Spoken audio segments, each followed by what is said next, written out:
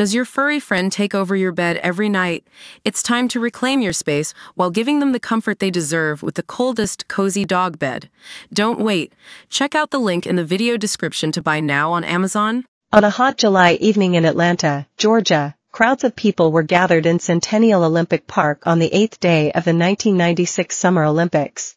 33-year-old Richard Jewell had been more than 7 hours into his shift as a security guard in the area when he noticed something odd.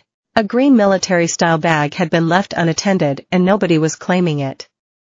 Jewell raised the alarm and minutes after, 911 received a call from a phone booth near the park.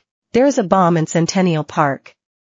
You have 30 minutes. Jewell began moving people away and out of the park, but at 1:20 a.m., the 40-pound pipe bomb exploded, killing one woman and injuring more than 100 others. The unsuspecting security guard saved many lives that day by spotting the bag and beginning evacuations. But even though Jewell was praised as a hero following the bombing, the narrative slowly shifted. Within days, Jewell, a quiet security guard who lived with his mother, became a suspect in the 1996 Atlanta Olympic bombings. Jewell was born in Danville, Virginia, to a father who worked for Chevrolet and a mother who worked in insurance. He moved to Atlanta with his mom and stepfather when he was young. He worked in a variety of jobs before joining the Habersham County Sheriff's Office in Georgia as a jailer in 1990.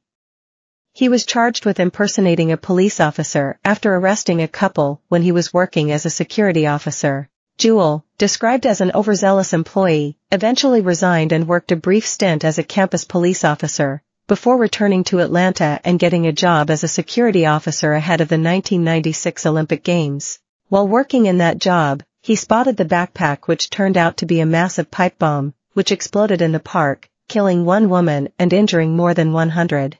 Jewell's attempts to move crowds away from the area saved countless lives on July 27, 1996, and he was praised for his efforts.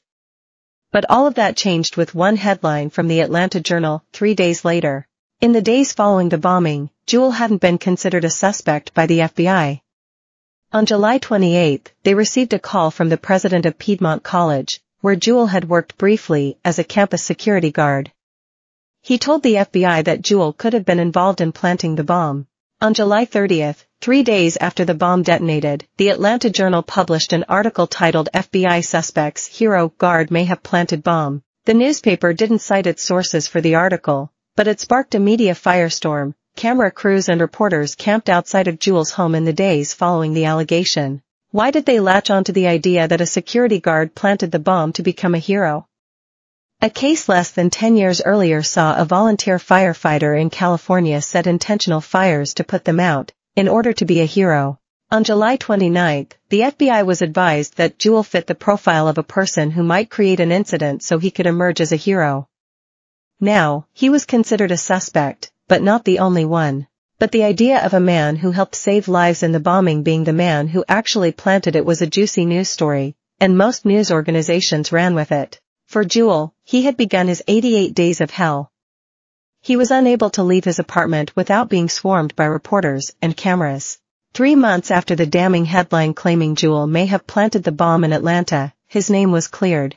The Justice Department wrote to Jewell's lawyer that he was not the man they believed to be behind the bombing. Jewell's name was cleared, but his reputation was never the same, despite being the actual hero of the Olympic bombings. He won multiple lawsuits against NBC, CNN, and the New York Post. He went on to work small jobs in Georgia law enforcement.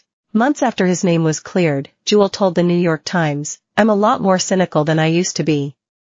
I'm not as trusting as I once was.